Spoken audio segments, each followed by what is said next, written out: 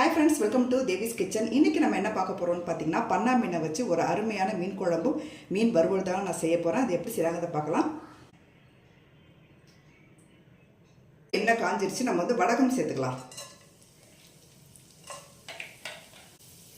அதுக்கப்புறம் வந்து சின்ன வெங்காயம் சேர்த்துக்கலாங்க.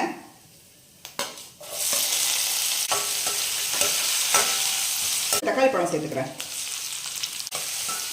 இப்போ தக்காளி நல்லா வதக்கிக்கலாம். கொஞ்சம் கருவேப்பிலை சேர்த்துக்கிறேன்.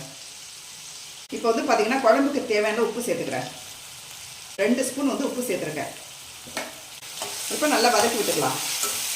இப்போ இது கூட வந்து பார்த்தீங்கன்னா 2 டேபிள் ஸ்பூன் வந்து மிளகாய் பொடி சேர்த்துக்கலாம்.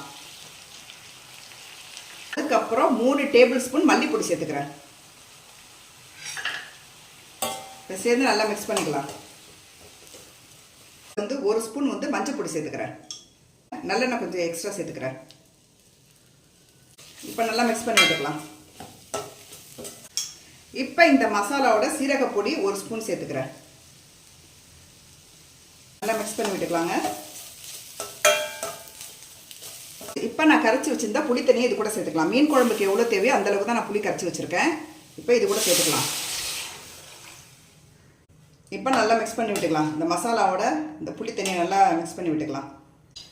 இப்போ வந்து பார்த்திங்கன்னா நான் வந்து மூடி போட்டு மூடிடுறேன். வந்து பார்த்திங்கன்னா குழம்பு வந்து நான் மண் சட்டியில் மாற்றிட்டேங்க. ஏன்னா மண் சட்டியில் செய்யும்போது அவ்வளோ டேஸ்ட்டாக இருக்கும்.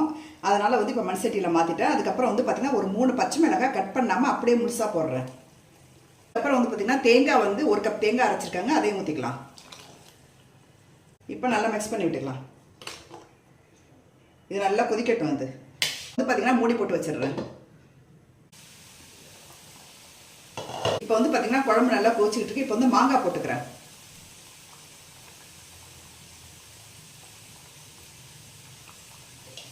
இப்போ நல்லா மாங்காய் வெந்தோன்னு நம்ம எடுத்துடலாம். இப்போ வந்து நான் மூடி வச்சிடுறேன். இப்போ வந்து பார்த்திங்கன்னா குழம்பு நல்லா திக்காயிடுச்சுங்க. இப்போ வந்து ஃபைனலாக பார்த்திங்கன்னா மீனை போட்டுடலாம். மீனில் வந்து ஆல்ரெடி மசாலா தாங்க நான் வந்து அப்ளை பண்ணி வச்சுருக்கேன். மீனில் வந்து மிளகாய் பொடி, உப்பு, மஞ்சள் பொடி சேர்த்து வச்சுருக்கேன். இந்த மாதிரி மசாலாவோடு வைக்கும் போது தான் மீன் குழம்பு ரொம்ப டேஸ்ட்டாக இருக்கும், மீனும் நல்லாயிருக்கும். மீனை போட்டுக்கலாம்.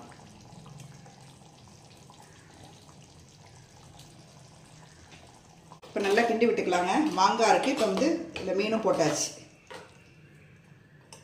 இது நல்லா கொதிக்கட்டும். அது இப்போ மூடி போட்டு வச்சிடுறேன்.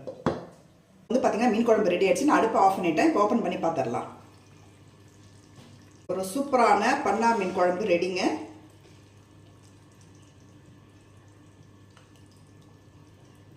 இது வந்து மாங்காய் போட்டதுனா இன்னும் டேஸ்ட்டாக இருக்கும் குழம்பு. ஓகே ஃப்ரெண்ட்ஸ், இந்த வீடியோ பிடிச்சிருந்தா மறக்காமல் லைக் பண்ணிவிட்டு சப்ஸ்கிரைப் பண்ணுங்கள், ஷேர் பண்ணுங்கள். தேங்க்யூ.